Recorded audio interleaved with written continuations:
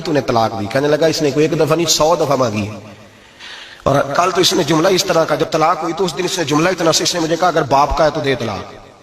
اب لوگ بھی 100 کھڑے تھے تو میری غیرت کا مسئلہ بن گیا. تو اشتعال کون دلاتا ہے؟ اب سنیں ترمذی کی حدیث. میرے نبی کریم سید عالم صلی اللہ علیہ وسلم نے فرمایا 500 سال لگیں گے جنت میں جانے میں. اتنی دور بندہ ہوگا کہ 500 سال کا سفر ہے, اتنی پہلے جنت کی خوشبو آنے لگ جائے گی.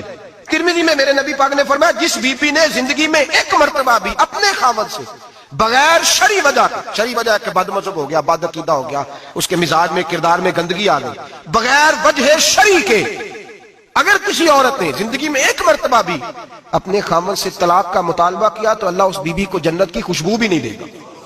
ایک مرتبہ بھی. اور جو روز کہے دن میں 6 مرتبہ کار فارغ 6 معنی دار.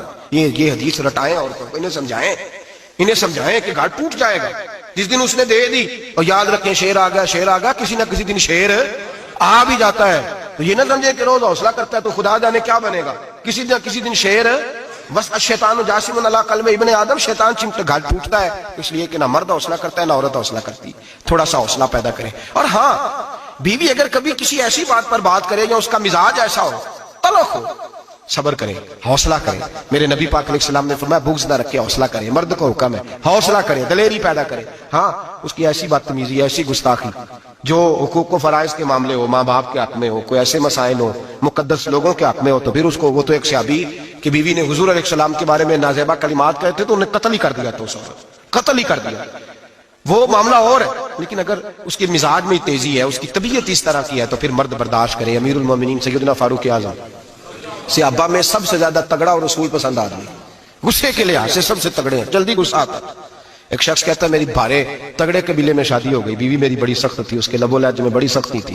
وہ قبیلہ بڑا مالدار تھا تو میں بات نہیں کرتا تھا. ایک دن میری بیوی نے بڑے سخت جملے کہے تو میں جناب عمر کے پاس آ گیا. توجہ ہے آپ دوستوں کی؟ کہتے ہیں حضرت عمر کے پاس آیا تو میں نے دروازے پر دستک دی, بیوی کی شکایت کرنے آیا کہ ذرا مہربانی کریں.